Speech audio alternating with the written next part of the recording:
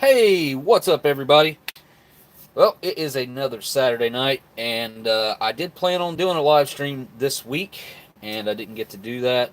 I was sick last week, so anyway, I was sick twice in the same month. Pretty sick, actually. Um, I don't know what the heck's going on with that. I need to do something to boost my immune system. Anybody got any ideas? I'm all ears on how I can do that. I know there's stuff out there for you to take that you are. I've just been recently learning about these immune system booster like things. But anyway, uh, let me start off by saying tomorrow the Ration Museum will be doing a live stream, and I want to post a link to that right here in the chat. So give me just 1 second, and I'll get that pulled up and send that link to you guys. Let's see, copy text.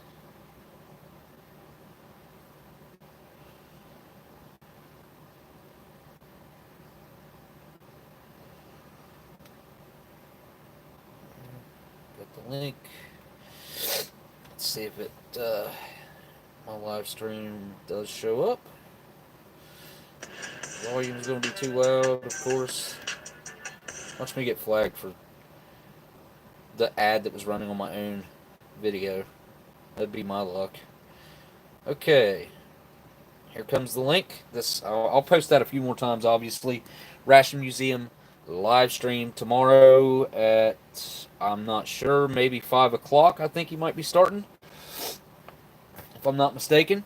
Another thing I want to mention, just before we dive into all of this stuff that I've got to talk about and I've got to eat on the table here. Obviously, there's just a bunch of random stuff up here. I've got a box, something that I ordered, something I've never seen before, so it's pretty interesting. I don't know what it looks like other than the pictures I saw, but you guys need to go check out AnnandAlan.com because the holidays are coming up, and I'm legitimately going to say that this is one of the best gift items that you can think of. And I'm not trying to sell you guys on it. You know, after you try one, you'll be sold on it yourself. So the stuff will itself, you got to try it. But this is Miss Marilyn in the chat here. She will be in the chat if she's not already. But this is one of her little brochures for her gooey butter cake. And you can go in, you can order these pre-made. She makes them and sends them out to you like in cold packaging. Or you can order them dry as well. This is probably a very outdated list. If I was to guess, I'd say she probably has who knows how many different flavors now.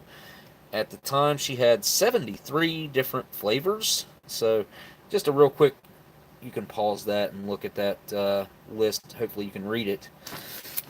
And like I said, the website where you go is AnnandAlan.com. And this is, like I said, the brochure. It gives you information. So check that out. There's phone numbers if you just want to call and place an order. I'm sure you can do it that way as well. But I'll bring that up again later too if I don't forget. Now, if you guys read my post that I made earlier, at the very end of that post, I said that I was going to dedicate this live stream to my buddy Chris. I'm not going to go into detail about anything there, but my good buddy Chris passed away day before yesterday. And I don't know what to say about that, actually. Not a whole lot. Just, I'll miss him. He'd been wanting to, go on, cat. I'm not dealing with this right now. He'd been wanting to get involved in a live stream with me or even help me film a video, be involved in a video, trying out some ration food, and I never got around to doing it with him. And I regret that a little bit. But anyway, his name was Chris Westmore, and I'm going to miss the dude. Alright, first things first, I'm going to open up this little box, and we're going to check this out. Sounded like somebody found a good yard sale. Smokey, so sorry for your loss, your friend. Thanks, David. I appreciate it, man. Um, I mean, I'm sure his family's going through hell right now, and also went to a triple funeral yesterday. Both my landlords passed away, and my landlord's mother, all 3 days in a row. The 27th, 28th, and 29th. I was pretty close to her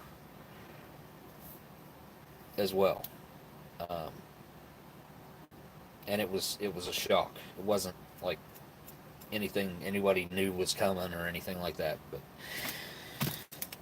anyway, their family's really going through. Both families are going through absolute hell right now. So I couldn't imagine, and I don't want to have to imagine. But here we go. Let's check out this interesting little item that I picked up. You guys might like this. I've never even thought about diving into this aspect of Tobacco. So this is going to be interesting. This is from the 40s. I'm not exactly sure when, and I'm not exactly sure how to date this, but I'm going to get into that a little bit and try to figure out when exactly this is from.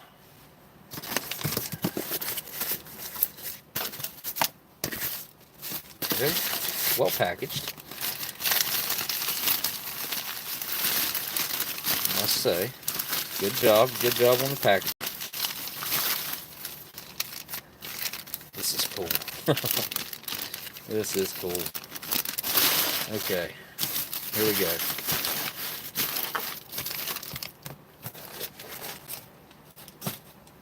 Okay, so this is a 1940s era Buttercup Sweet Scotch Snuff. This is a tobacco product, and I do believe this might be the type that was intended to shove up your nose. It's definitely in there. It's unopened. It's never been opened, as far as I can tell. I mean, there's a little spot there, and it's gotten some moisture, obviously. Looks like the whole label's been wet at one point in time or another. It's not real rusty or anything, though, which is interesting. And I would be willing to actually try this out if it's tryable, depending on what the appearance of it on the inside is. But factory number 4, the 5th District of New Jersey, manufactured by GOW Helm Company. Notice this manufacturer of this tobacco has complied with all requirements of law. Every person is cautioned under the penalties of law not to use this package for tobacco again. So for some reason they were adamant about not recycling this type of packaging, and I think this is a full metal can, a full steel can, but I could be wrong about that. I'm not sure what the walls of this thing are made out of. I mean, it's got to be made out of steel. It's got to. Have you found any World War II MRE ration breakfast food yet? I have not. I haven't found hardly anything World War II that I could afford. I really want to do a solid World War II review. Like, that would be a project that I would pour my heart and soul into. I did do a World War II K-ration, like, items that I had that were guaranteed edible, and then Steve gave me a couple leftover items from one of the K-ration reviews that he done, and that's how I actually had to use one of his pictures that he didn't use for his thumbnail. He let me use that for my thumbnail from the K-ration that he reviewed. Anyway, long story short, that video is on my channel, and it's like 30-some minutes long, and I talk about my grandpa. I think I might show his medals and stuff like that, but kind of dive into that aspect of it a little bit. But anyway, I thought this was a pretty interesting item. You couldn't really tell the size of it. I mean, I think they did have the measurements on it, but I didn't get a tape measure out and say, okay, it's going to be that tall and it's that wide. I just I think it said it was like 3x2, maybe, is what it said. But it didn't stick in my head exactly how big that would be. Just a cool little item that, like I said, I think I'd be willing to give this a try if it's tryable. I mean, I don't... The way this lid goes on here, I think it just kind of slides on there. Unless there's some type of seal underneath this paper label that I'm not aware of. Like some kind of pull tab or something like that, maybe. I don't know. Just thought that was really cool. And maybe... I don't know. Like I said, I don't know. I don't know anything about vintage snuff or snuff manufacturers or anything like that. Now, that's how I got started on chewing tobacco. So, I mean, not technically. I guess technically the first thing I ever did was smoke a cigarette when I was probably about, I was probably 8 or 9 years old. Stole a cigarette from my mom and smoked it. And then, I didn't smoke after that. It was just I smoked a cigarette, tried it, and it was awful and didn't want anything to do with it. Bo, I think it is snorting tobacco. I do. I think it is the type that you're supposed to shove up your nose. So I don't believe I'll be shoving that up my nose, even if it does look okay. Anyway, what was I saying? I totally lost my train of thought. That might happen a few times throughout this. Put a magnet on the side of the can, might be able to tell if it's steel. Yeah, I could do that. I think I got a good magnet right over here. Let me grab it real quick.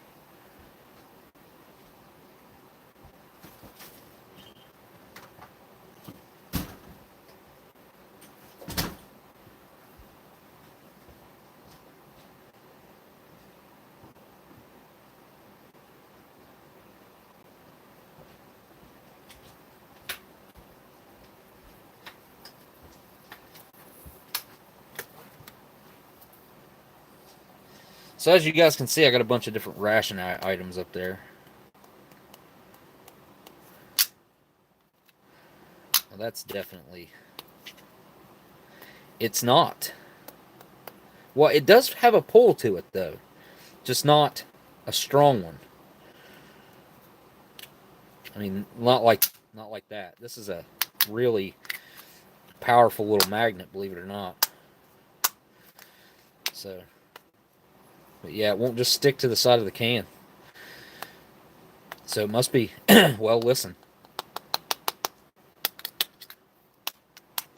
But that could be because of the paper label over it too. It's very sturdy. If that's cardboard, then that has held up tremendously. As a matter of fact, let me see if I can get it. It is cardboard. You can see it. The camera will focus on it. Look at that.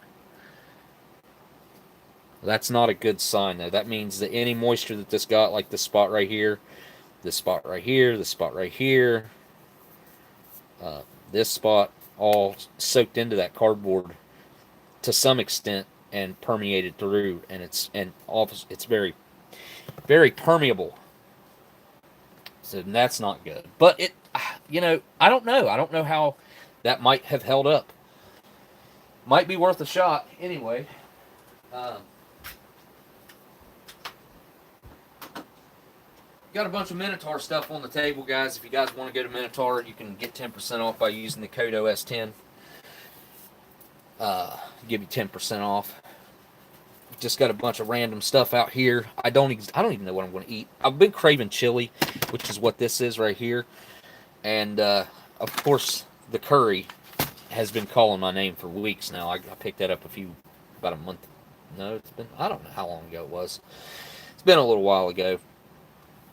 Now, before we get started on all this stuff right here, I actually want to start working on a project, and it's going to entail things like this and, well, anything that's actually out of date. And I want to start trying to spread awareness on exactly what these dates mean, how flexible these dates are. And I want to, want to explain to people how they come up with these dates, because I was even wrong about most of the information that I had. The more I've started diving into this, the more baffled I have become on what is really going on here. So, I don't know if you guys have any idea on how much food America wastes, dollar amount. Putting a dollar amount on how much food America wastes every year. Now, this is broke down into a year-by-year basis. And in the year 2021, we are going to waste over $170 billion worth of food. $170 billion worth of food. And when I say waste, I do mean like manufacturers or places like Walmart, Kroger's, Foodland. What's another grocery chain that I'm not thinking of? IGA, Save-A-Lot, I don't know. Places like that are told to pull the items off of the shelf 2 to 3 weeks before the dates on the cans. So this is some stuff that this Best By date on this, 2018. Okay, so that expired 3.5 years ago, roughly, as of May. So 3.5 years ago. Best By date on this chicken noodle soup is 2015, May 16th, 2015. How many of you guys out there think that this can of chicken noodle soup right here is still edible? Just a question. And then there's a can of Sloppy Joe that I would not hesitate to eat, but this Best By date was 2019. So I'm just going to give you guys a very quick breakdown on how they come up with the dates for these items. And they actually, most of these manufacturers don't do any type of real world testing. They just take an educated guess. Okay? That's what they're doing. And they're not taking a guess on how long even that you're going to have it at. Okay, so there's 4 different kinds of dates. There is a Best By date. There is a Sell By date. There is a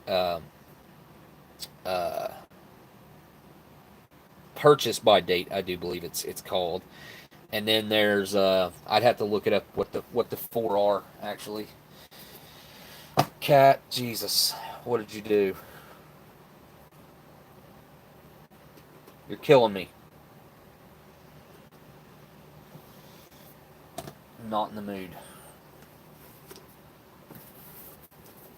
Just hold on. Put the box over for you there. Now you can perch.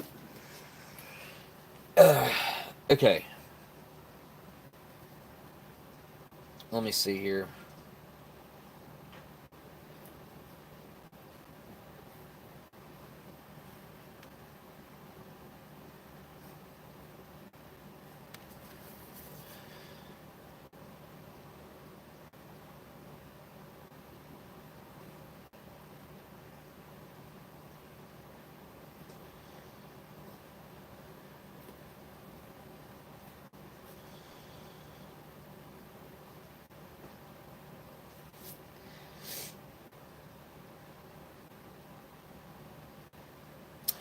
If I could actually end up making a video about this that got out there to the masses, I feel like this could make a huge difference to people.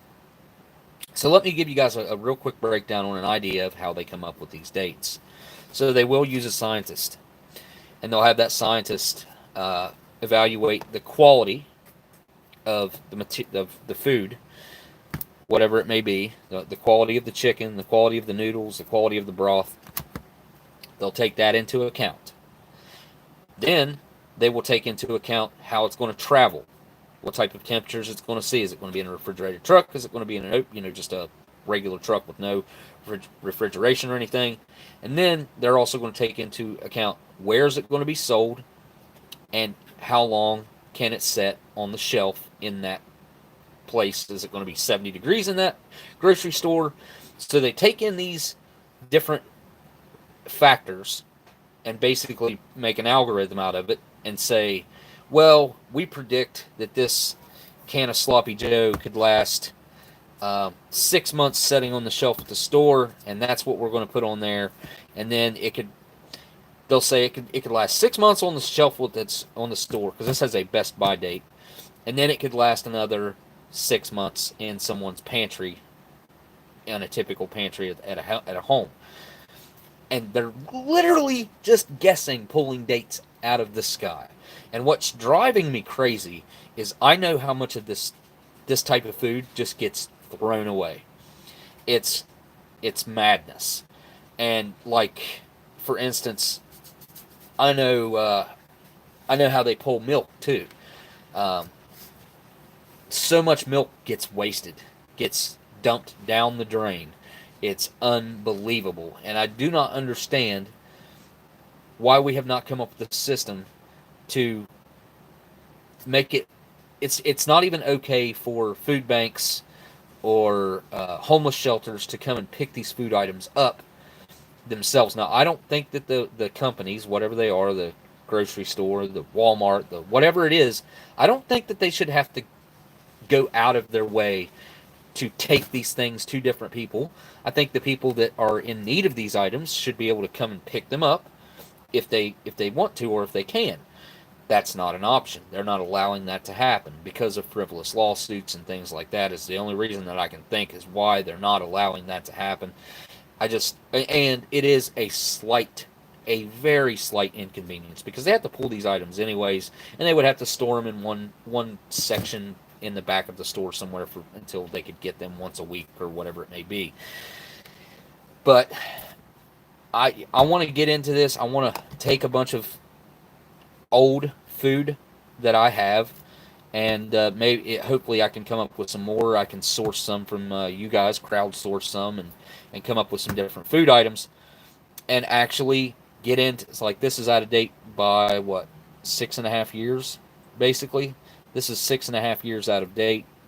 Yeah, and I want to heat this up, crack it open, try it out, and see like how far off are they on their dates, because they need to reevaluate how they come up with these dates. And people, there's a stigma behind it, right? How many people do you know right now that you've talked to, because obviously you've probably talked about this with the way you see me eat old food and Steve eat old food. This topic's probably came up in conversation with a lot of you guys that are in my chat right now. How many people do you know that wouldn't touch anything that has went past the date that's printed on the can with a 10-foot pole? They wouldn't touch it with a 10-foot pole because of some made-up date that some guy came up with and printed on the can. They're like, oh my God, no, it's out of date. I can't get near it. Can't touch it. It'll kill me. Can't say as I blame the food banks the way this country is. Yeah, butt hurts too crazy. Well, I would say yes and no. Here's what I would say. I would say this. If you come to a food bank, and I'm not saying like serve people food that's out of date, out of the printed on date by a year or two. I'm not saying that. This stuff that they're pulling and having stores is like right around the date. So I would say this. Anybody who's coming to a food bank for a meal, you can't sue the food bank if you eat something and get sick, because it's most likely not going to be because that food was bad. It's just going to be like a freak accident. There's going to, who knows what, cross-contamination or something like that. You got to use your best judgment, but I mean, this stuff's not going to be bad, and it's not going to be bad for a long time, is my point. And like I said, I mean, these food banks and homeless shelters are going to be getting this food either before the best by date or right around it. So, they could serve it within a week of the date, and there's no harm, no foul there. But anyway, I digress. I'll move on from that, because that's a topic that I really need to pour more of my time and effort into, which I had planned on doing, but I have not been able to. Anyway. So, What do I have sitting here? I don't even really know. I just grabbed a whole bunch of stuff, so let's see what all I've got sitting here.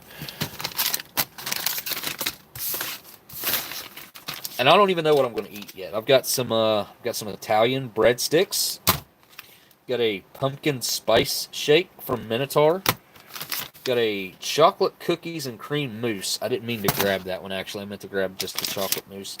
I've got a multigrain snack bread. Got a cinnamon bun. What's the date on that bad boy? 2018, Tuesday, the 324th day. So, what, November? Got a chocolate banana nut muffin top. Got an instant chocolate milk from Minotaur. Pumpkin spice whipped topping. That sounds good. I don't know what I put it on. A spiced apple cider from Minotaur. I have a cornbread, trans fat free. I have an Arizona chili with beans from Minotaur. I haven't seen this Arizona chili with beans reviewed before. I don't know what that's like. Just a regular milk and a regular whipped topping. And then, of course, I've got the yellow curry sitting here, and I have a chili with beans, EverSafe MRE. I don't know how old this thing is. No way. That can't be right. It's not that old. It's not 2000s. No way. Alright, let's find out. Screw it. This ration, if it doesn't get eaten right now or today, it'll never see another video or live stream. That's for sure. Alright, I like how that bag opened. Don't know what the it's looking like 2012, the end of 2012. So we got some regular old cranberries sliced. We have a Fudge Brownie, not my favorite. We got a pack of 2012 M&Ms that are looking real good. Nice and shiny. I just like the M&M packaging. I don't know why. There's your little accessory kit that actually has an MRE spoon in it, which I do like the fact that they give you that. And of course, tropical. Ugh. And you got a True Tech Incorporated Riverhead. This is a US MRE flameless ration here that comes with the EverSafe. And of course, the chili with beans. 285th day, 2012 on that. And in this, they give you a sheet that tells you the entire contents breakdown. It's like 1,360 milligrams of sodium, 4 grams of trans fat, saturated fat 16 grams, which is 80% of your daily value, 37 grams of fat, 1,140 calories, and only 330 of those are from fat. That's probably not good, actually. Anyway, it is what it is. That's what it is. Now, what am I going to eat? What am I going to eat? Man, that curry sounds really good. But I have been craving chili. So, I don't know. Funny thing, I don't think I've ever had an EverSafe MRE. Well, I mean, EverSafes are pretty much, just a Warnick, right? It's basically a Warnick MRE lacking a couple items. One thing I see that I'm lacking for is cornbread with the chili, because I know that's one thing that would have came with that if this was a true United States military MRE. But these EverSafes are not bad, especially for how cheap they used to be. These things used to be insanely cheap. I think I gave $10 for this whole case. I think maybe $12. I think $1 a meal is what I paid for these, and I've had them for years. So I would assume they're probably still good. I don't think I've had one from this particular case in a long time. I think it's probably been a couple years since I ate one from this particular case. Let's see, what am I going to eat here?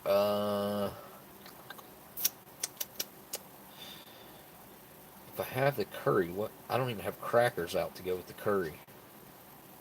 I have to go find some crackers.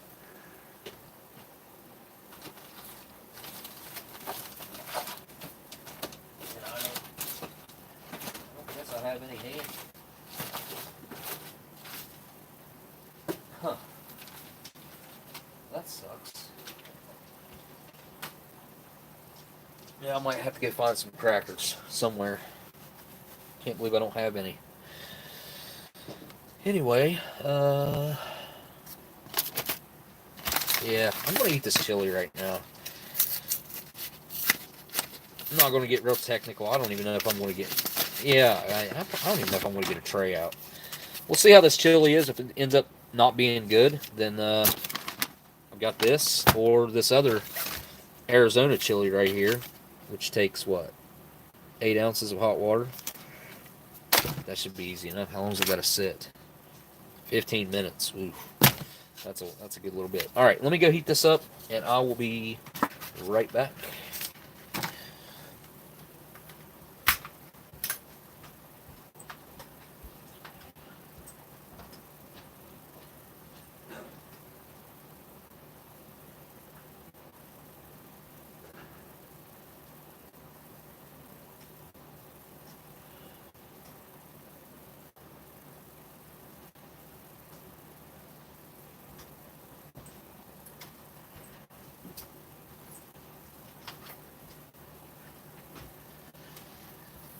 I did at one point start looking for some cool vintage food items like the mac and cheese that we did, because I had a whole lot of fun doing the research on that, and presenting the research on that was really fun. It felt like it came across really good, and I really did enjoy that. And I'd like to do something like this again, not necessarily macaroni and cheese or whatever, but something that I could whip up here while we're live and dive into the history of a cool old American company, a company that's been around for a while. That macaroni and cheese was pretty bad though, but it's because it had a hole in it. If it wouldn't have had that hole in it, I don't know. It may have been 5 times better. I don't think it would have been, obviously, I don't think it would have been perfect, but it might have been fully edible, which the pasta was. I don't think pasta actually does. I've not experienced pasta being bad. Okay, and I've had pasta older than that, and that was from 1986 or 87. So, get rid of this. Yeah, I did plan on having a Polish SRG tonight.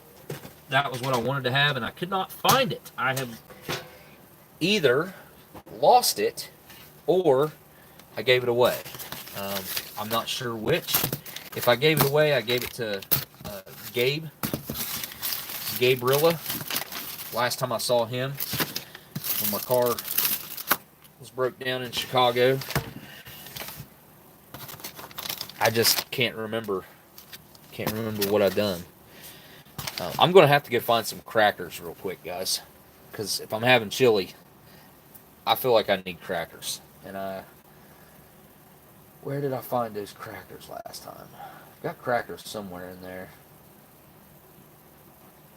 Let's see. Let me think.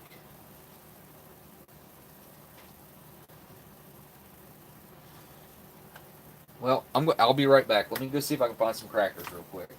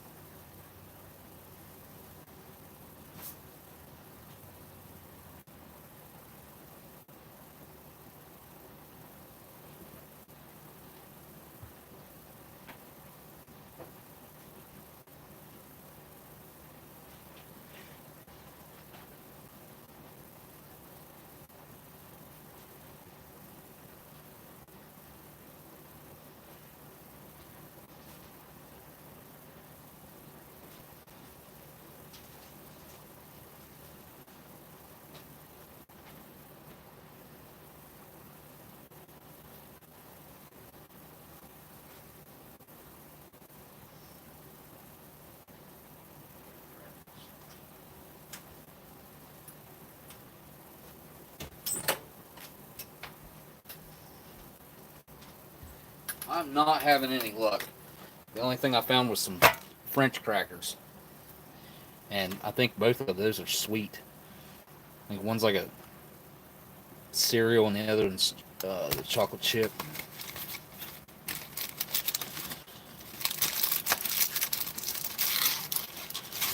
Yeah, those are definitely chocolate.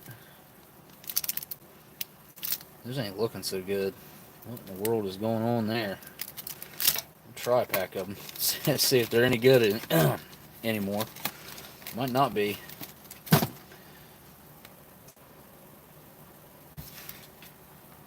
Let me go grab that chili.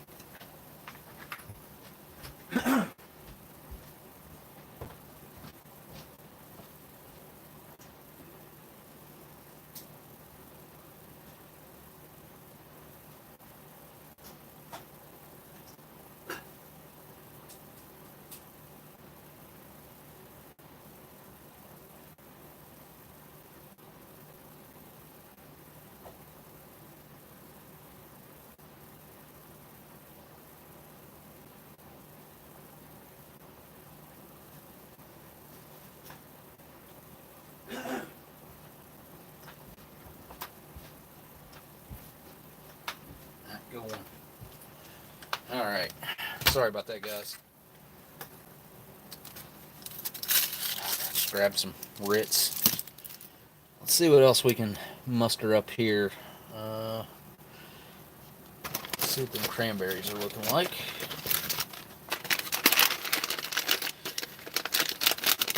I've still been, every time I see cranberries, I think about that one pack of osmotic cranberries that I had there, I don't know how many months ago, that were so sugary and weird that they were awesome. Yeah, those are pretty aged. They definitely started changing colors from oxidation. Let's see. Give them a try. Looks like they got a little bit of sugar separation going on there. Oh, those are good. Really good. Better than I expected. Not too shabby. Pack of M&Ms. Why not? Can't keep them all. Let's see what these look like. What kind of shape they're in. Pretty good. You know, there's a couple cracked ones in there that have dusted the other ones, but other than that, I mean, they're not cracked or heat stressed or anything, so that's good. I saw I think I was watching Modern Marvels or something, and they told me what the breakdown, there was like, every pack of M&Ms averages out to like 48% or something like that brown. That's definitely not the case here. I think there's more blue in this blue and orange in this one than anything, and the least amount is by far is the green. Looks like there's only 4 of them. Well, there might have been 5. I think one's broken. No, I don't see I see a broken piece, so that means it got packed that way, which is kind of weird. Anyway, not to spend too much time on that. I've got that cornbread over here somewhere. That will definitely go good with the chili. And I'm just acting like I know for sure this chili's going to be good and setting up a whole meal around it. I should have probably opened the chili already and tested out the chili to see if it's going to be any good, because I don't know. I mean, it is it's 9-year-old chili right now, and it's possible that it might not be any good. You know, I mean, I doubt it, but what about Customs? I just looked down and seen Karsten said, "Dang it, Customs got a box for me from the U.S. that I'm waiting for. Have to pick it up at Customs office next week." That sucks. Yeah, that's never good news. You guys, there's gabeRILLA in the chat. You guys should go check out Gabe's videos and stuff. Uh, I would suggest going back and checking out that video me and him did while we were in Chicago as well, if you haven't seen that. It was a good one. Or at least I think it was. Alright, now before I go... Oh, piece of metal in there from the packaging. Get this chili. It's looking pretty daggone good, I'll say that. I, myself, happen to like the United States military chili. And the Warnick chili in particular, I do find that I like more than others because, in my experience, it's always a slightly more spicy than Ameriqual and Sapaco's chilies. Now, I don't even know if Ameriqual and Sapaco make the chilies that go into theirs or not. I couldn't tell you just off the cuff. They might use a different manufacturer or something, but I don't know. Alright, well, I'm going to use my Australian shovel. Put that up in there. I need something to clean my knife with. Canadian napkin over here. Alright.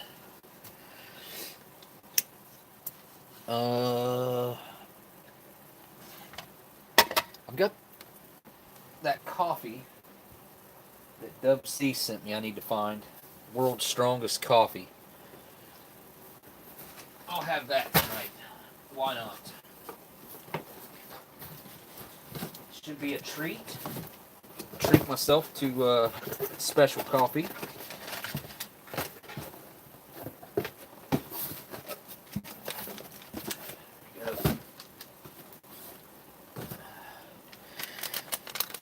Oh, I've got a hot chocolate over here too that I've been wanting.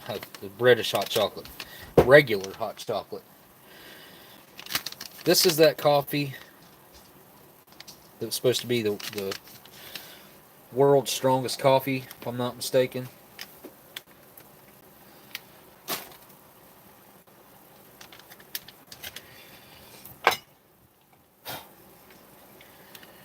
Use the Bob Ross mug for this coffee.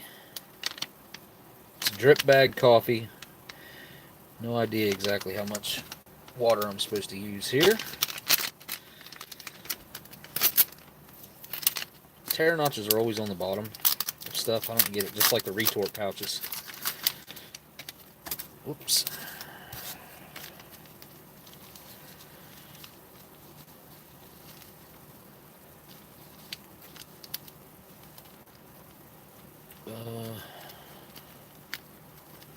There we go. That's how it is. Okay, like that.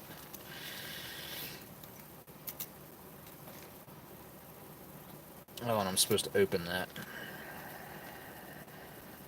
I guess I just rip it open. Okay. There we go.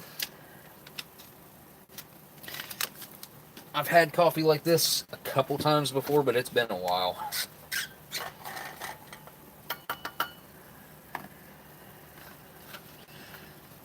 Let's see how my pouring skills are. Probably not very good.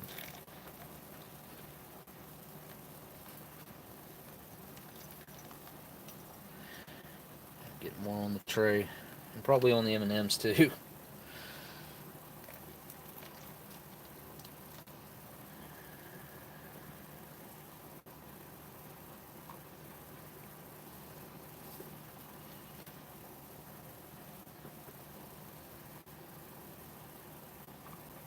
Well, it smells really good, I can say that.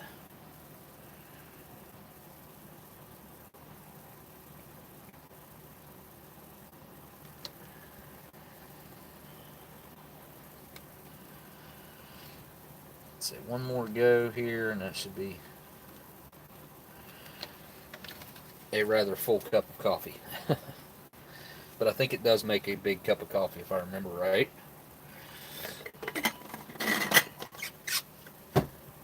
me find that hot chocolate here. And I got some South African biscuits I forgot about. I think they're really sweet though, if I'm not mistaken. I am going to need some cream and sugar for that coffee. I'm going to let that set over here for a second.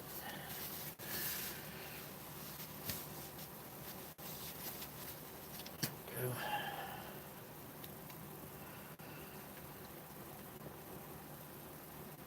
Oh my goodness, that is hot.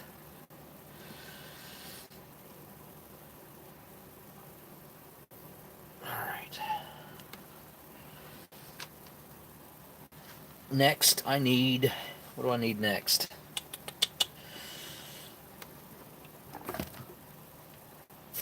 Here's the can of smokes that Miss Marilyn sent. I'm going to set them right there. For an MRE.com mug. Got a regular British hot chocolate here. And I know that cup won't hold 500 mils of water, so... But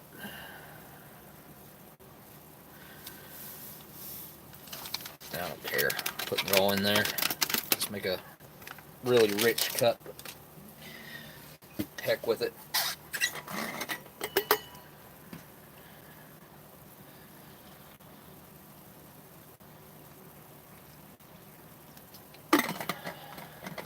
Maybe a little more water. Not too full where I can't stir it. Okay, take a spork. Yeah, I might have made it a little too full. Well, that is going to be a good cup of hot chocolate, I'll bet. It's looking pretty thick.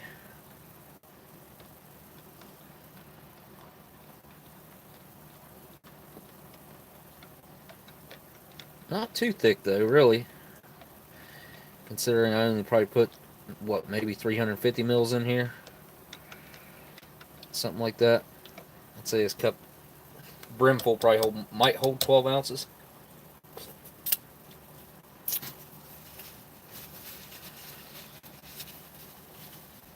Alright. We'll get into some dessert items here in a minute. I do need to go get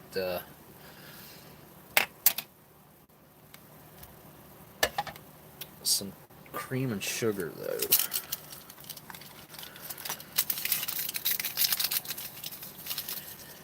Got one sugar here, that natural sugar. Go ahead and throw it in there. And let me dig out a creamer over here from the bag that Robert sent me. I think there's plenty of creamers in here, if I'm not mistaken. I could be mistaken. I don't know. I've used a lot of stuff up out of here. Here's one.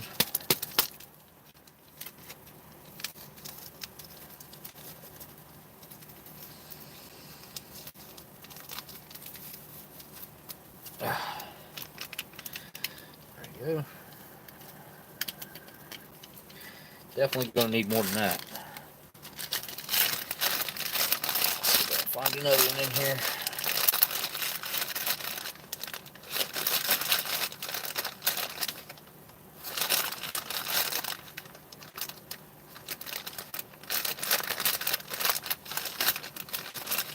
There we go.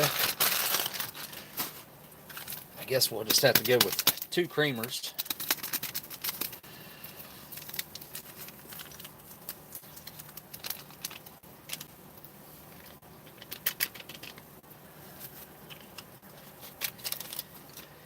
And let me go grab some sugar real quick. I'll be right back.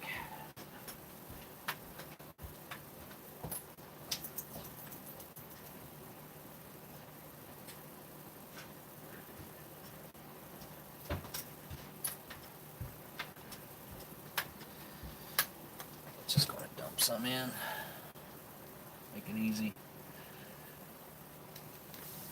I should have done it, I'd hope. Alright. Stir. I can't remember where this coffee was from. I don't know if Dub C might happen to still be in here. If he is, tell me where that coffee's from. Let's find out if my meal's going to be any good. If I need to make something else, I might need to make something else. Kind of got a weird film on it from sitting there. It's going to be pretty daggone hot. It's steaming real good. I don't know if y'all can see that. You can. Alright. Blow on it a little bit. It smells good. It smells a little bit different than I think it should. But here we go, down the hatch.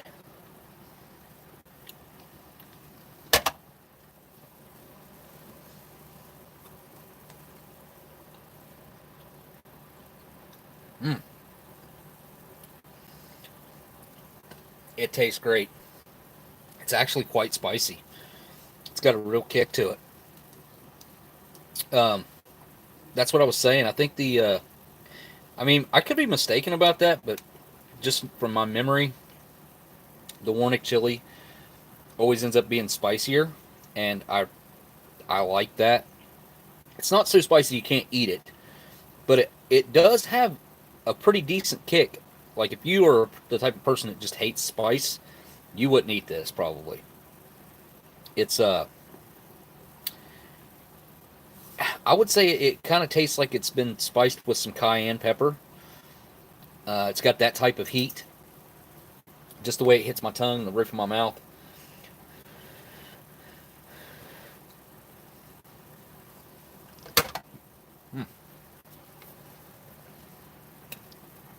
I gotta go for a bite of this really pristine looking cornbread.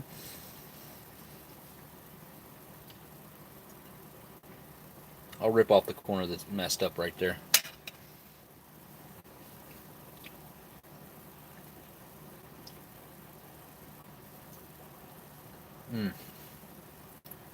That cornbread just goes perfect with that. It just levels out that spice, brings the heat level down. If you eat the cornbread just on its own, it's almost like overpowering with the corn flavor. But when you mix it with something that's really strong, like this, really strong on your palate, this balances it out really nicely. Perfect. I gotta go in for another little bite of chili, and then I'll open them crackers up and we'll see what we're working with.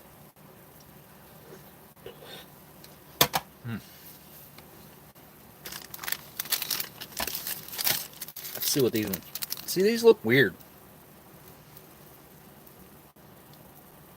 I don't remember them looking like that back when I opened this ration.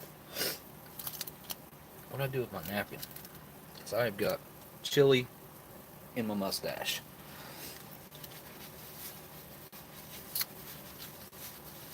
Yeah.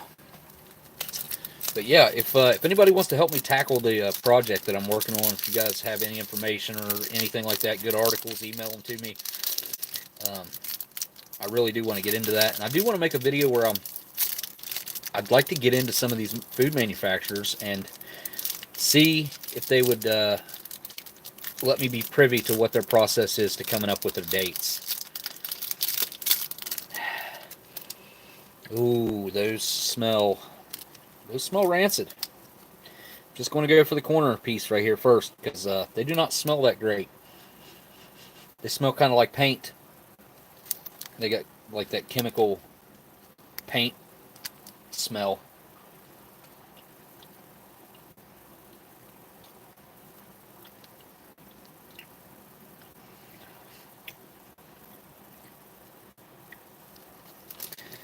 Alright, that wasn't enough to tell, really. I'm just going to have to Gonna have to brave it here. They look at that oily residue that they're leaving behind there too. That's a bad sign. Still have a crunch to them, but not like they should. Yeah, that's not what they're supposed to look like.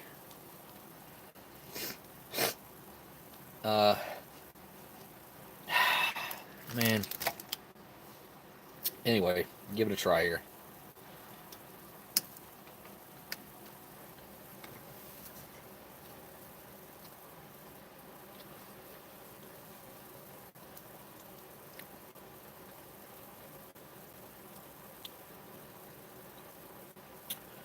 Well, the flavor's not horrible, but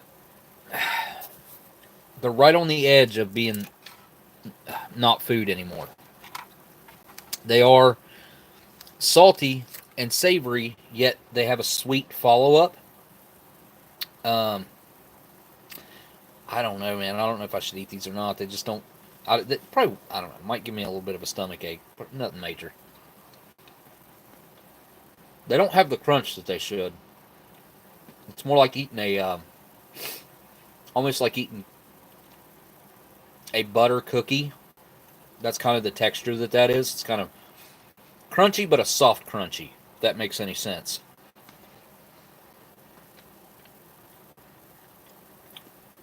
I mean, there's a lot of salt flavor coming through there that I don't remember them being that salty. So maybe there's been some changes go on that's kind of made the salt flavor be more prevalent. They do give me a little bit of a weird feeling in my throat. Nothing like numbing or anything like. It's just kind of like, I don't know, a little strange tingling, I would say. Let's see how they mix with the chili. See if it's even worth the hassle. Pick my bowl up here. There we go.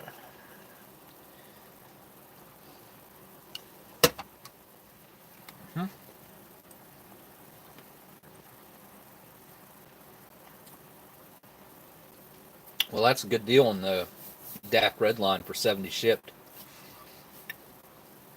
I'd buy a case for that. How many's in a case? Booger butt and booger butt. And where did they come from? I know Art and Nina had some of those things. Over at foreignmre.com. And I don't have anything cold to drink, so apple cider is typically made cold, or I mean hot. Got milk, instant chocolate milk. You know, I think I'm going to go for the chocolate milk. Why the heck not? All right. Just so I got something cold to drink, and I've never had. I don't know if I've had the Minotaur chocolate. I've had the regular milk, but I gotta go get some ice cold water out of the fridge. It says to add 8 ounces. I've tried adding 8 ounces to that packet. It just doesn't work out. Be right back.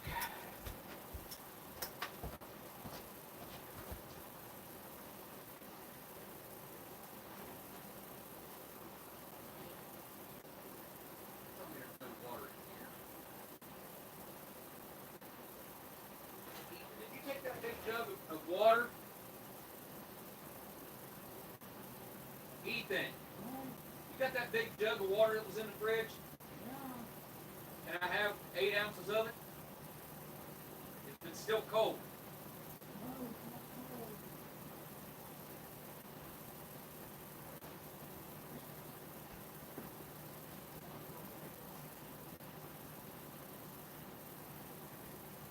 No, it's not cold.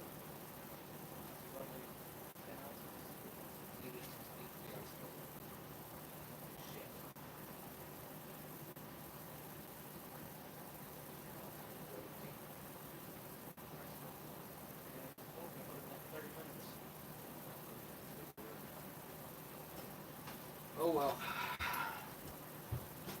I guess I don't have any cold water. My son took it out of the fridge. So Uh,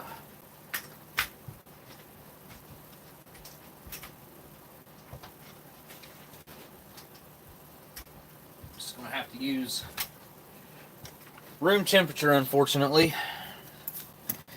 I am going to go ahead. Now, this is actual freeze-dried milk, believe it or not, which it takes 30 gallons, I think he said, to make 1 pound of freeze-dried milk. All right, now we're going to add 8 ounces to this and then stir the crap out of it.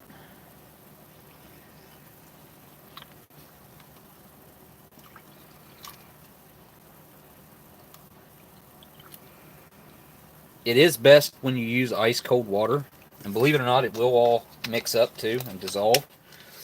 That's one thing I've been highly adamant about. My first impressions of the milk that they have at Minotaur, it is awesome. I mean, it's something. It's something, you know what I mean? To be able to have milk in the middle of the woods anytime you want it. Real milk, not like some milk-like powder, like the protein powders and the dairy shakes and stuff like that. This is legitimately milk. Now that this is chocolate milk, but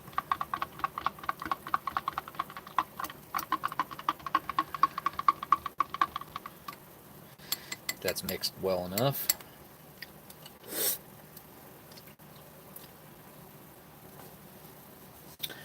All right, give that a try.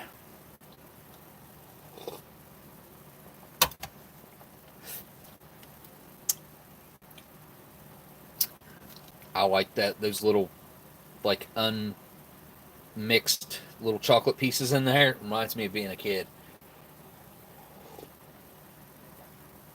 You used to always have those metal tins of Quick.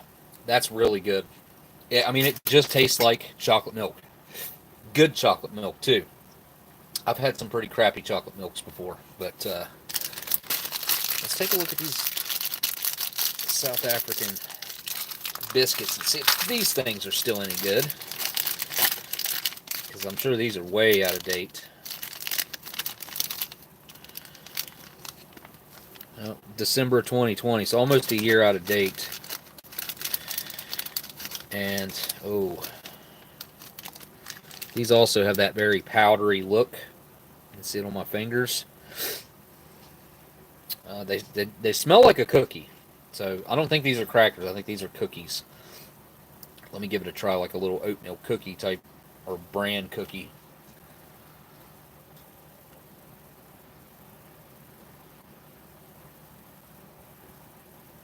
I took way too big of a bite.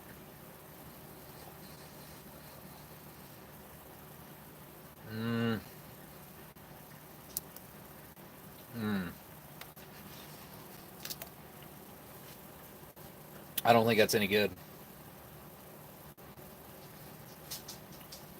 I think you could probably get by with eating it, but it doesn't taste right. There's still a slight sweetness there. The chew is all wrong. All wrong. My mouth was coated with that, like, film of, like, when you have rancid fats, it'll coat your mouth like that. And that's what's going on there. Maybe I can use the strongest coffee in the world to rinse that out.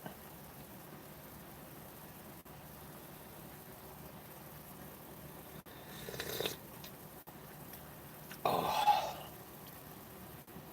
that is a killer cup of coffee.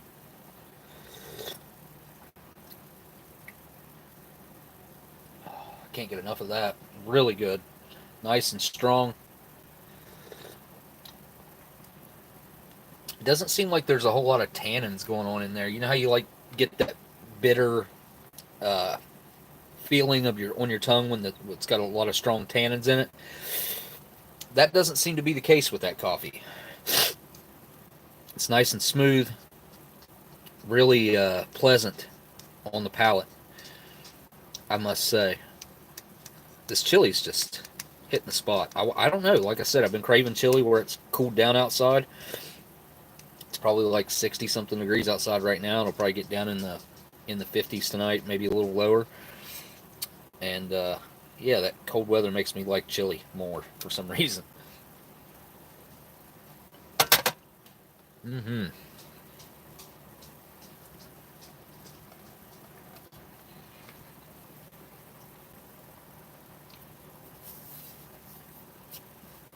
The chocolate what was the only one you could stomach. I like the regular milk. You got to make it with. You're supposed to make it with ice cold milk. If that's what we're talking about.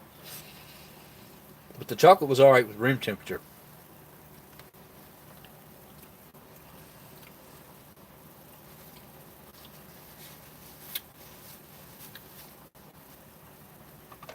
I need to eat this before it cools down much more because this chili, you know, those guys that have to eat this chili out there without any real type of heating, you know, they don't get to use the flameless ration heater or it doesn't work well. I feel sorry for those guys because this lukewarm, the beef stew lukewarm, the fat separation that happens and the thick, it gets weird. Like this is super thick chili. Look at that, super thick. This would be perfect on a hot dog. This would make really good hot dog sauce. Mm-hmm. I can envision that right now. I'm going to have to try that myself.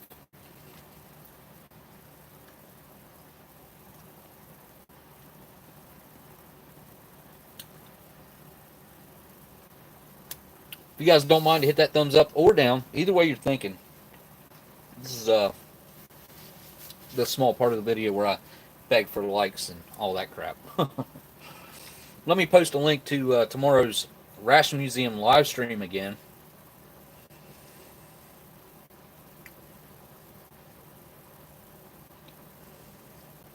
As soon as it loads up. There we go.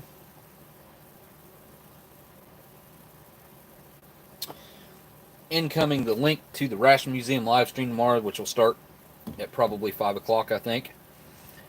Go ahead and click into that link right now. It'll take you over there, and you can set a reminder, and it'll just remind you that the live stream starts tomorrow.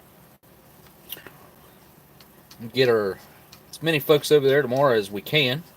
The last couple live streams have been really good. I got to stop in the last one for just a couple minutes last Sunday. Actually, no, I did not. I didn't catch it until after it was already over. I watched a little bit of it. It was really good, though. Sean opened some really awesome stuff over there. Very unpredictable. He could be opening all kinds of history up over there. Mm. The meat in that chili, there's a good bit of it, which is the way I like my chili. If it doesn't have a substantial amount of meat in it, yeah, I can take it or leave it. But I do need to hurry up and eat this, or it's going to be, it's not going to be food anymore.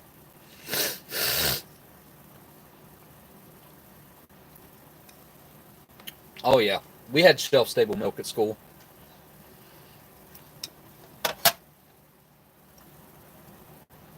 When I was in grade school, we used to have the bags of milk. You guys remember those? I used to love the novelty of having a bag of chocolate milk. I thought that was the coolest thing. And then we went back to the cartons.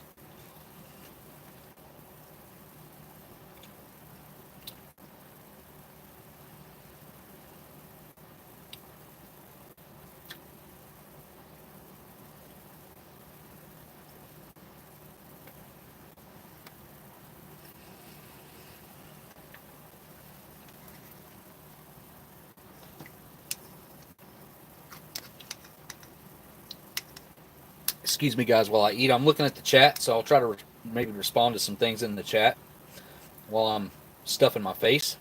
Milk here in schools is called Smilk, school milk. Real creative. Yeah. B Temple. B Temple, you guys go check out B Temple's channel, my Canadian buddy up there. He's my longest Canadian buddy. I guess we've been buddies the longest that out of a Canadian person that I've met up with through the ration community.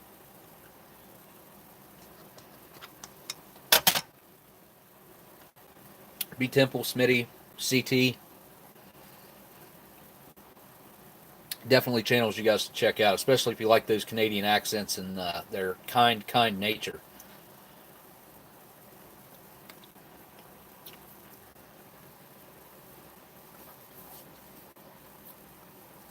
See, our school milk was always cold, but they would store it in those milk crates just wherever. It didn't have to be refrigerated, so I know it was shelf stable.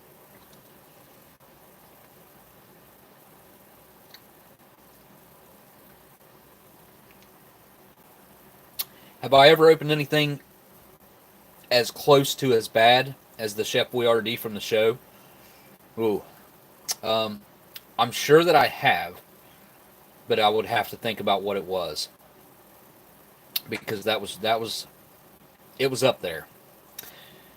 The meat sauce that came with that was just right at that point to where it hadn't become petrified yet, and it still had a little bit of moisture going on in there, that it looked like, I'm not going to say what it looked like while I'm eating, but you get the idea. You know what it looked like. And it smelled so bad. They got all worried and had us completely suit up in hazmat suits, and I was like, this is a little overkill, guys. Like, it's not like we're going to be shoving this stuff down our gullet. And I mean, we had we had a half face respirator on, safety goggles, a Tyvek suit, rubber gloves. I was like, come on, man, this is not. I mean, I get trying to play it up for TV a little bit, maybe, but I mean, technically, by law or by like standard safety practices, that is exactly what you would have to do in dealing with a potentially hazardous food material like that, I guess. But I just felt like it was overkill because, of course, I do these type of things and sometimes eat things that are on the brink of not being food, or sometimes they are not food anymore. So it just didn't seem like that big a deal to me. But, you know, what do I know?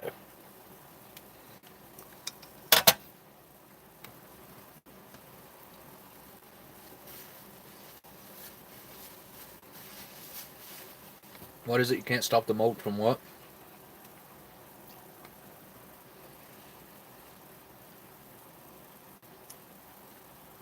Can't stop the mold from growing living in the fridge.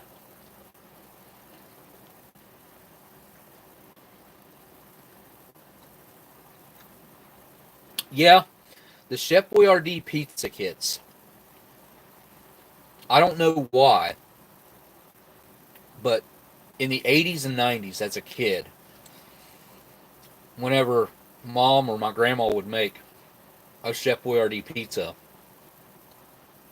it was like the best thing ever. And of course they are. They're not. They're total junk. They're total crap. But there's just something about the nostalgia factor. I used to love to like eat the leftover sauce in the can, the pizza sauce. Like there'd always be some left in the can, and I would love to get a spoon and like scrape the edges of the can and eat that. I don't know why it tasted so good. Now I will say that that pizza sauce to me in my memory does seem like it was really good. Boxed Kraft pizza kits were amazing. I don't recall ever having those. We always had Chef Boyardee pizza kits here in America. That was the big thing. Which Kraft is the main like food manufacturer up there for foods like that. So I could see Kraft, basically pirating that recipe and selling it to you guys in Canada. But as far as like the quality of the pizza dough, and I think the sauce had pepperoni in it, or were they separate? And then you had um, like this shake on powdered Parmesan like cheese, I think. Always had a very unique flavor, that pizza did. And always enjoyed it. I don't know why.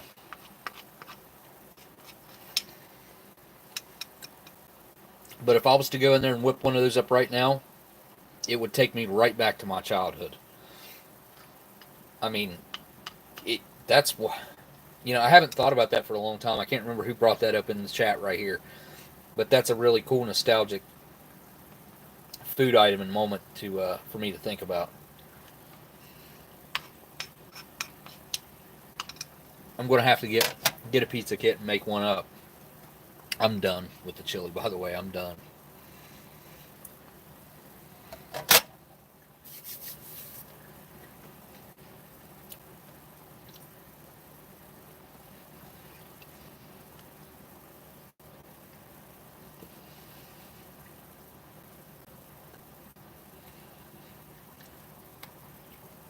You guys, if you want to support Miss Marilyn there in the chat, go to annandallen.com and order your family some butter cakes for the upcoming holiday season.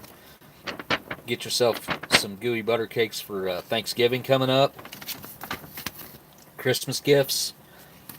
Anybody that you would happen to get one of these, I promise you they will not be disappointed, or if you get them for yourself, you will not be disappointed. And you can mark my words. Hold me to that. If you happen to be disappointed in it, I want to hear about it. I want to hear about the people that were happy with it too, though.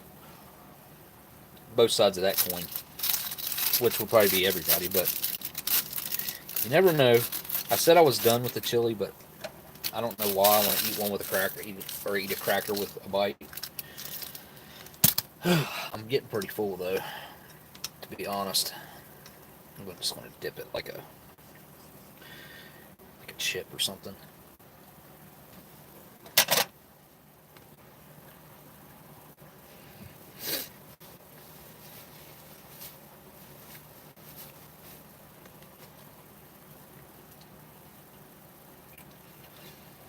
Hopefully by next week I can find that SRG that I was looking for. I mean, I spent hours looking for that thing and could not find it. No idea what happened to it. That sucked with that cracker, by the way. Cracker totally overpowered the flavor.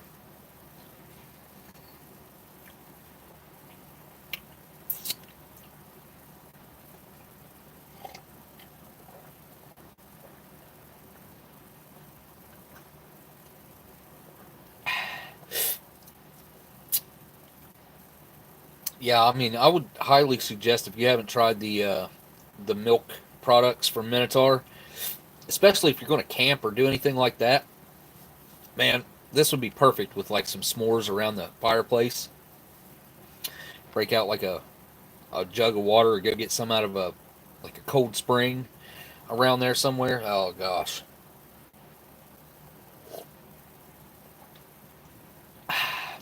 So good.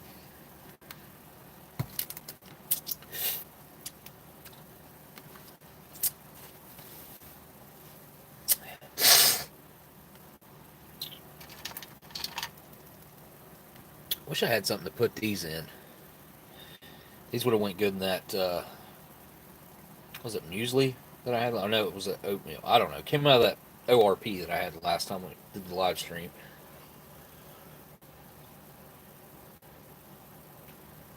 The Billy beer. Probably one of the worst vintage beers that I've drank. Just on flavor. Outside of that beer that turned green on me, which was the 1940s beer. 1943 Indy 500. Can't remember the brand. We even had a family member there that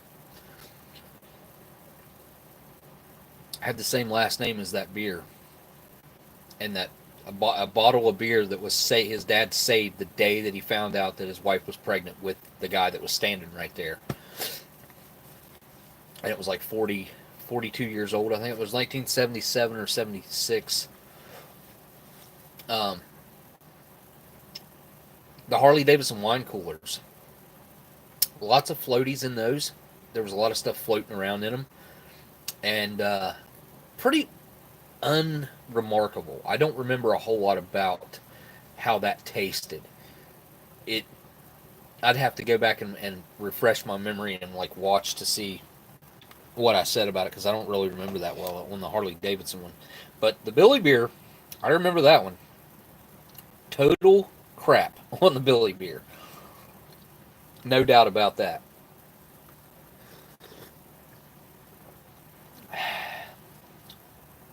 Now, I said this last time. I don't think I'd ever had a British ORP hot chocolate, because I always get the mint or the orange, and I've tried them both and I don't like either one of them. And this is just a regular hot chocolate, and I really do like this one. It's crazy. As many ORPs and stuff that I've had. Now, I probably had some regular hot chocolates before in the meals. I just didn't indulge. Wrong hole. Oh. Went down the wrong hole. Dang it. I will say that it needs more water. This is too rich. It's not like thick rich, it's like just too sweet.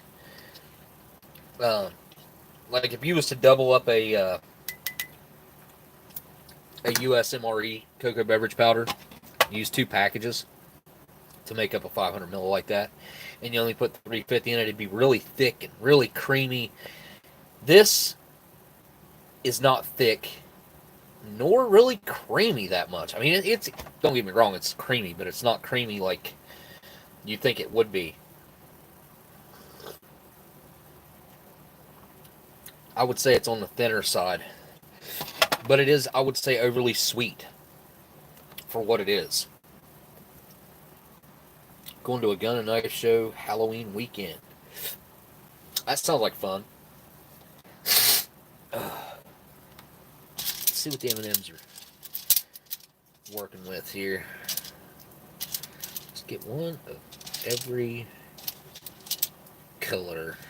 Should be 5 colors: yellow, green, orange, blue, and brown. Alright, let's see what they're all about here. If they taste funny. Probably not.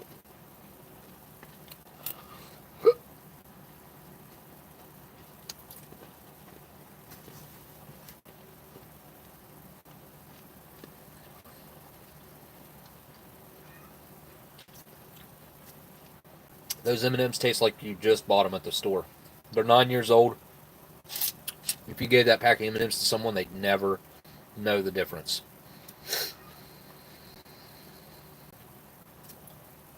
The M&Ms aged really well. The chili aged really well. And I must say that these cranberries held up quite well.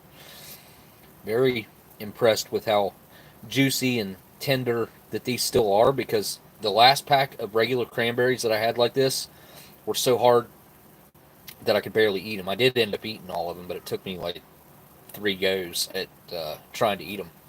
They were just so hard. Like, cut the edges of my mouth.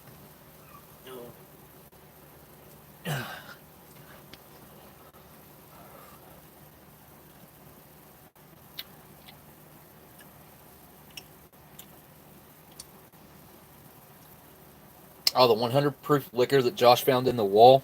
It was Uncle's basement. That was actual medical, if I remember right. Like prescription. And that place did used to be a speakeasy back in the day. Back in the, what, 20s? Or late teens or whatever. Their bar's been there forever. That place is called the, wow. Can't believe I can't remember. Minnie. Hush. That cat is so loud. And she's so old. Minnie, come here. Come here. Kitty, kitty, kitty. Come here and say, come here.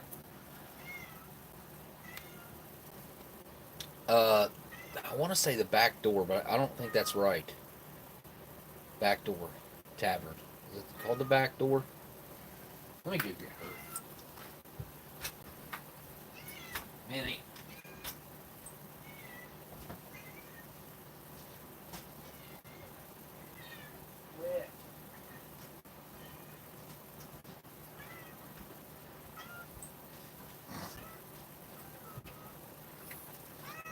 This is my old lady cat. Hang on.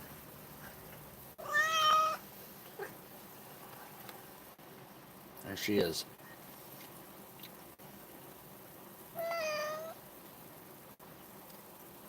She's probably like 13 years old. Aren't you, Miss Manny? Yeah. Yeah, you love me, don't you? You love me. You're just loud. You're just loud, that's all. You're just loud. You know how to get your way. Huh.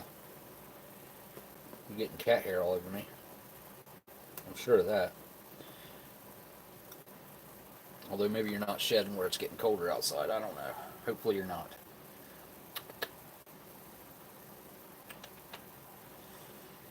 Oh, cool. You just farted on me. Yep. Go on. Oh, boy. Jeez. That, yep. She definitely farted.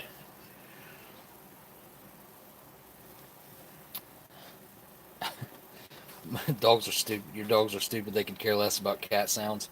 Yeah, she's the loudest cat that I've ever had or been around. Like, she is loud.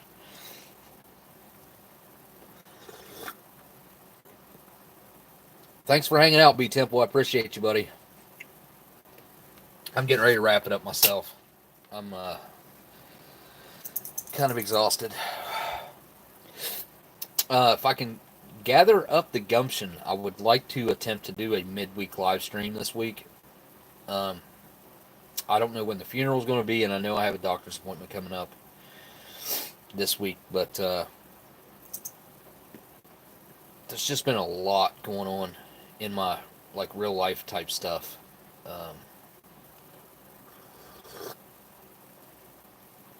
Hang on a second. Oh, buttercup. Okay. I was thinking it was butternut because that's what. Oh, shit. Damn it. Anyways, butternut, the coffee made by the Coca-Cola company. Right there. Coca-Cola company. I don't know why I was thinking that this was the same. This will be interesting to open up. I know that. I'd like to know your guys' thoughts on this. So leave a comment on this video what you think about this snuff. What should I do with it? Should I try to shove some up my nose? I'm sure you guys would like that. Because I don't know. It just depends on what it looks like whenever I get it opened up. But that's what was the intended. I dropped my Hershey's Desert Bar. I'm not going to be able to get it right now. Oh, I got some really vintage Topps gum here. It just fell down. It's very swollen, though, as you can tell. I can't even remember what this came out of. Something. Came out of something.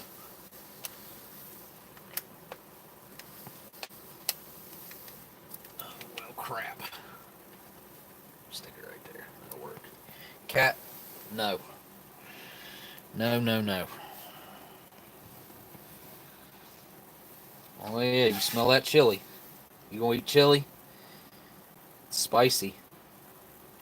I don't care if you eat some of it. Go ahead. M&M's, coffee, hot chocolate, and chocolate milk. Which I'm sure you'd go for the chocolate milk. Alright, let me get you out of here. Ugh.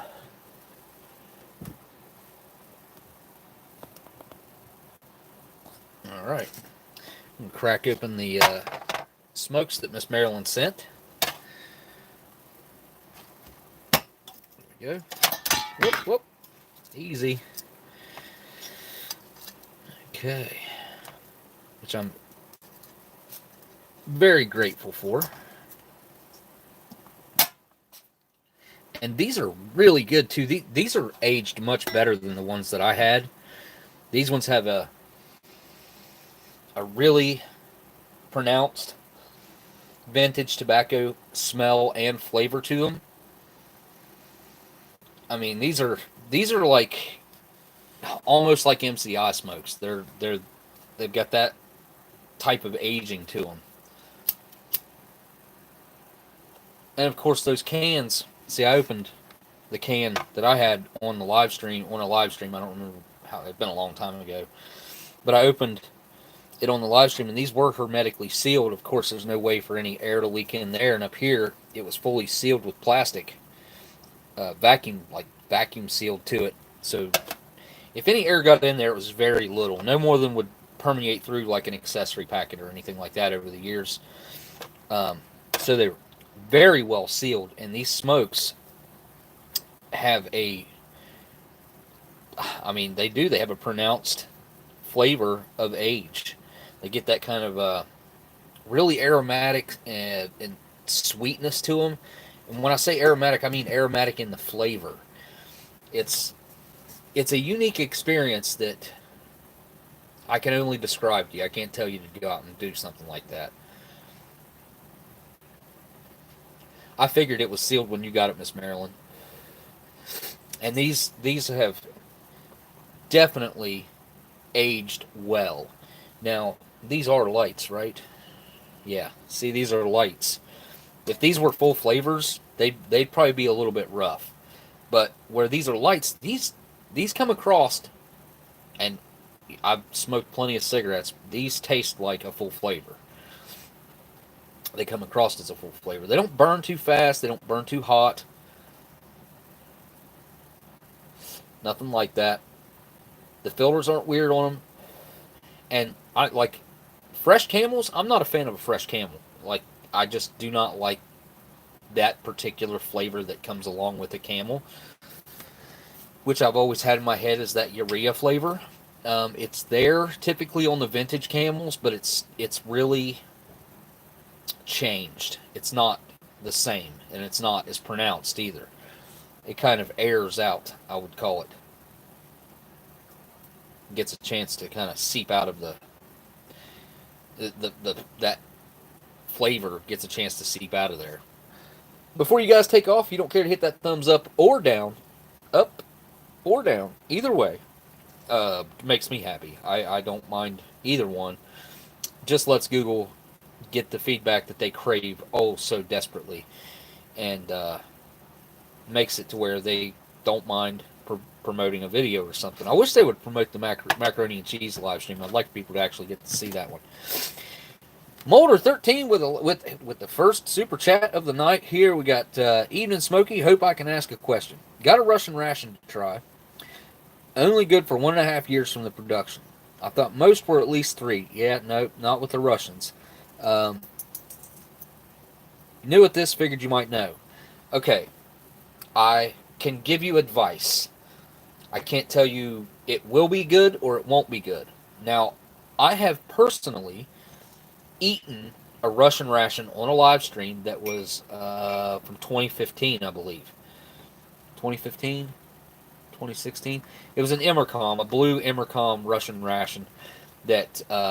Stop, cat! God damn it. Go. Oh my god. I can't right now. Back to your question, Molder, and thank you for that super chat, by the way. What kind of Russian ration is it, Molder? Is it one with tins, or is it one with retort pouches in it? Oh, okay. So it is a blue. It's a blue Emercom. I've actually got it sitting right here, so we can look and see what the date is on it. It ain't been that long ago that I ate this one. Let's see here. Best by date was 2018 on this thing. Looks like. Yep. from what I can tell, the best by date was 2018, and I do believe that was a 2016 ration is what that was. That was a 2016 ration that quote unquote expired in 2018. So I ate that thing this year. It was this year. It was 2021 that I ate it. So I ate it 3 years out of its date. But I had it since it was very fresh, and I had it stored right here in good storage conditions. So with the Russian rations, the first thing that goes is the crackers. The crackers get weird. They get this, of course, a weird staleness to them, but they also get this weird, like, floral type flavor to the crackers, I would say. And that's a good indication that you've got some age on your Russian ration. But if your Russian ration is, how far out of date is it, Mulder? Mine's 2020, should be good for a bit, I hope. Oh, yeah, okay, so depends on when in 2020, I would say. If it was towards the end of 2020, I would say that your crackers might even still be good.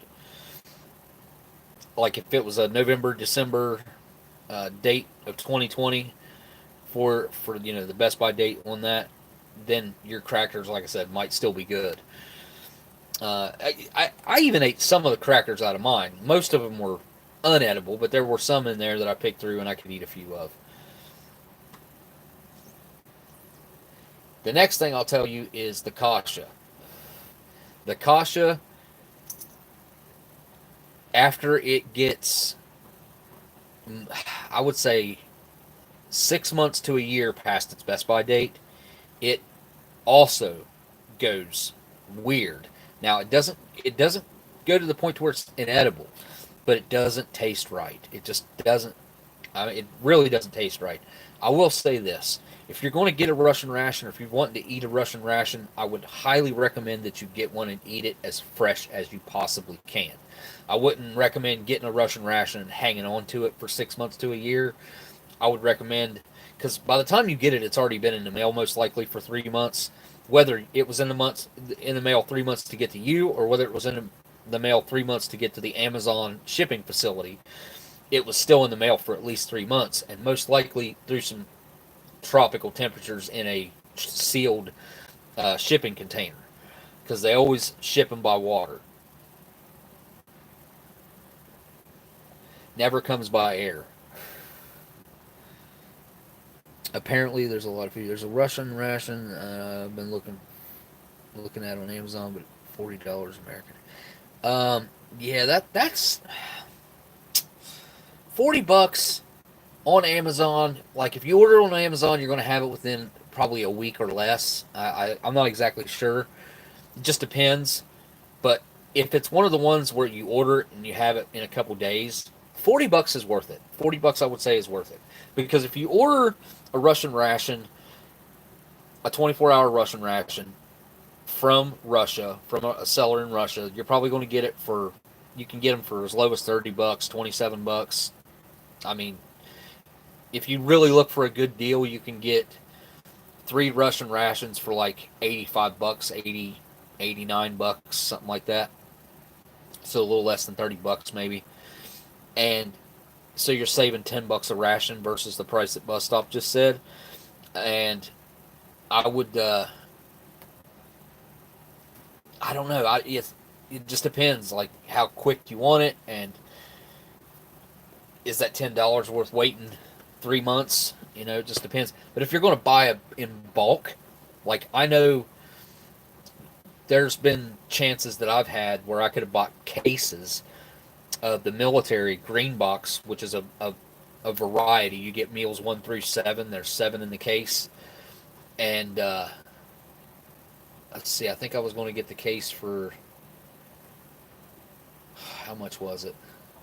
It was like $160, $169, something like that. It was fairly cheap for what it was.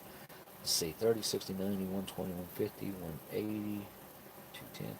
Yeah, it was. I think it was like $170 for 7 of the military green, or the white star in the green box the military grade Russian rations, which I think that's really the only way to go, because you actually get menu variety. You get menus 1 through 7 versus like the Emercoms. There's only 2 menus, or there used to be only 2 menus. I think they bumped up the mountain ration to 3 different menus. Um, what else? Most of the rations actually only come in a couple different menus, 2 maybe 3 different menus depending.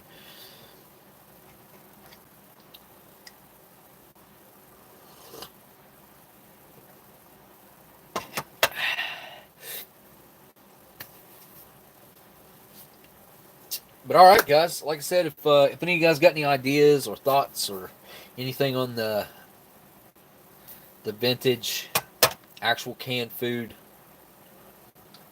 I really do want to make this into a solid project for myself, where I contact different food manufacturers and see if I can get in there and do some filming and talk to the people that actually come up with the dates. Mulder, I was glad to help, buddy. If, like you said, I think you said, well, I better eat it soon. With the Russian ration, always the sooner the better. I mean, I've got a Russian ration that I think the best by date on it was 2015. So I've got a Russian mountain ration that the best by date might have been 2016, but it's in retort pouches. And I'm going to actually try to eat that thing. I'm going to try to eat that thing one of these days real soon, because why not? I mean, let's see if the retort pouches actually make their food hold up, which I think it definitely extended the life, but I don't know if it's extended it this long, because they don't put preservatives in that food. So the retort pouch only helps so far, but it's like a legitimate canning process, and the tri-laminate packaging, and I have hope that those Russian mountain rations might still be edible. It's the exact same one that Steve reviewed 4 or 5 years ago, 5 years ago probably, when they were extremely, extremely rare and extremely hard to get. I got mine way back then. I actually got it from RC Gusto.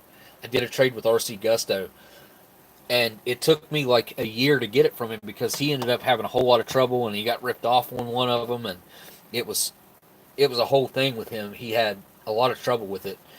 If you guys don't know who RC Gusto is, type that in and go check out his channel, or just click on my description and you'll find RC Gusto, and you can go check out his channel. Lots of cool old vintage reviews over there, and rare rations, especially they were rare at the time. It's weird, because I've seen things that used to be extremely rare, extremely hard to get, go from being extremely rare to commonplace. Like there was a time where you could get Russian mountain rations, as many as you wanted, for like $40 a piece, $45 a piece. Back when me and Steve got ours, they were like $120. Like it was crazy,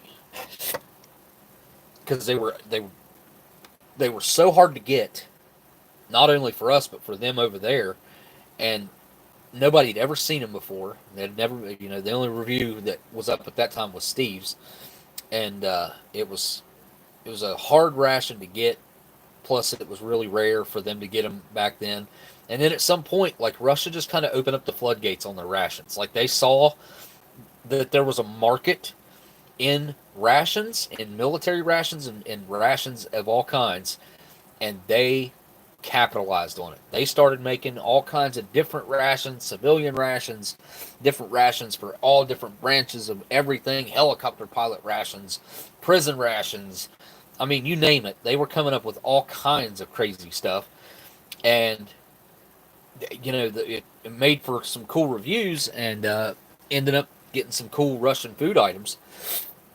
But they did saturate the market there for a while with just manufacturing so many rations and pushing them.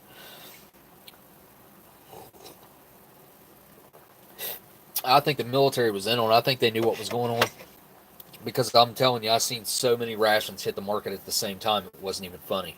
And there's no way there was guys willing to risk their lives, most likely, or definitely their livelihoods, to steal a case of rations to sell on eBay. There's no way. I know money times were hard over there too. All right, guys, I'm going to wrap up this live stream. I super appreciate each and every one of you that came and hung out with me tonight. And, like I said, this one's kind of in memory of Chris. He'll be in my thoughts. That's for sure. I haven't.